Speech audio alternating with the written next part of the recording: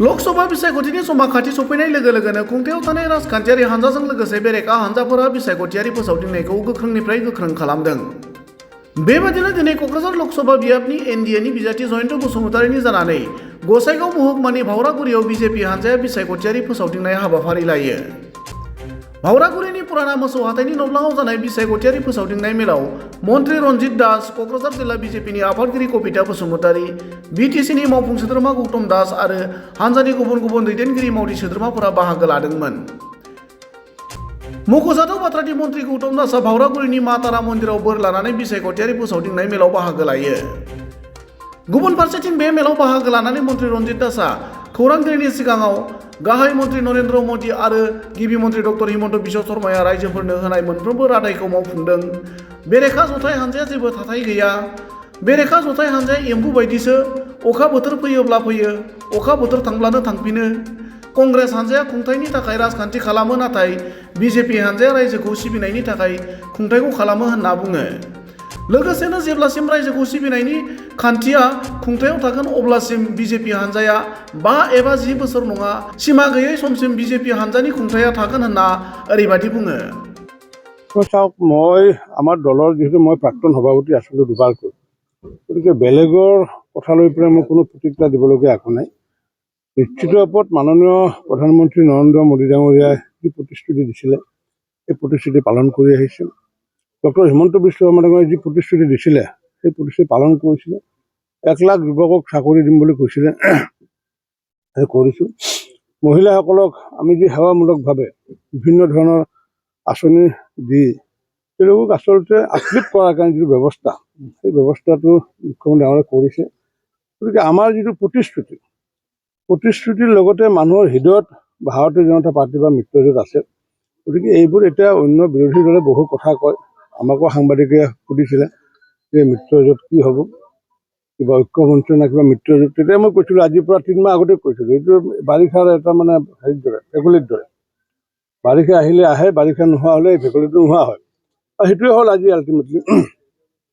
আজিতো ঐক্যমঞ্চ বুলি একোৱেই নাই এতিয়া। গতিকে এইবিলাকৰ কথা লৈ পেলাই আমিও সময় নষ্ট কৰি লাভ নাই আৰু আপোনালোকেও সময় নষ্ট কৰি লাভ নাই। কিন্তু ভূপেন বৰাই কৈ আছে তেওঁ মুখ্যমন্ত্ৰী হোৱাৰ সপোন দেখিছে, তাৰ সপোনটো কিমান বাস্তৱসন্মত আপুনি কি ক'ব? এতিয়া আমি ৰাইজৰ হৃদয়ত আছোঁ আৰু তেওঁলোকেতো পদোন্নতি নাই। গতিকে তেওঁলোকে যদি মুখ্যমন্ত্ৰী হ'ম বুলি ভাবে, অসমৰ নৰপী যিসকল নাৰায়ণ আছে, জনাৰ্দন আছে, সেইসকলৰ পৰা বহু আঁতৰত আছে কংগ্ৰেছ।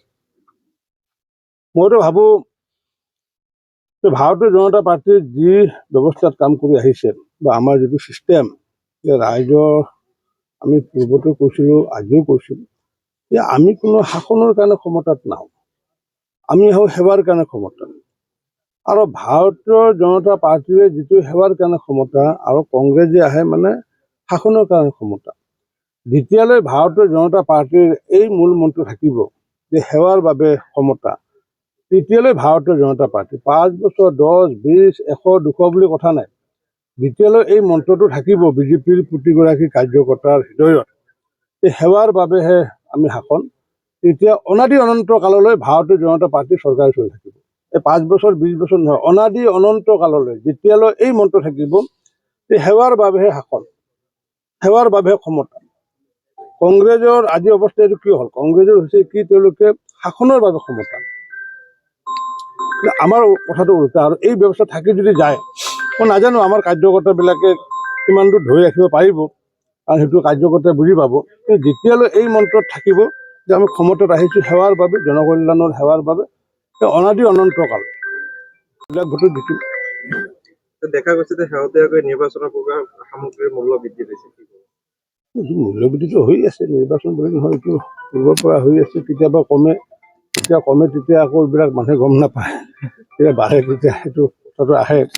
কিন্তু তথাপি মাননীয় প্ৰধানমন্ত্ৰী নৰেন্দ্ৰ মোদী ডাঙৰীয়াৰ ওপৰত আমাৰ বিশ্বাস আছে, ভাৰতবাসী ৰাইজৰ। কাৰণ কিয়, আজি বিশ্ব অৰ্থনীতিত আমি ভাৰতবৰ্ষ আজি আমি 5ম স্থান।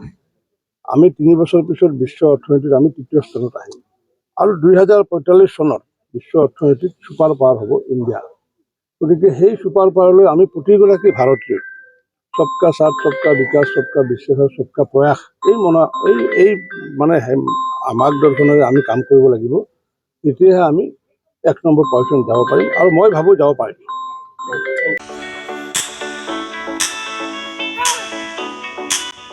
गेलेनायखौ मोजां मोनग्रा एबा गावबा गावनि गथ'खौ पेन्सिल सिलाट मार्शल आर्ट्सनि गोख्रों गेलेगिरि खालामनो सानग्राफोरनि थाखाय मोजां खौरां चिरां जिल्लानि सापागुरि पेन्सिल सिलाट मार्शल आर्ट्स एकाडेमियाव मुं थिसननाया सोलिगासिनो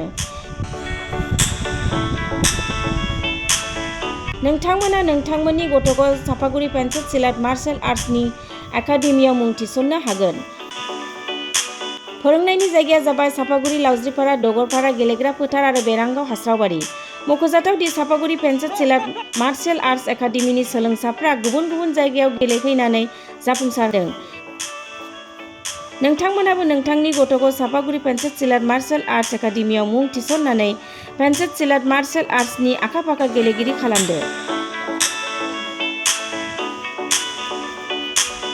Sapaguri pencil सिलाट martial arts academy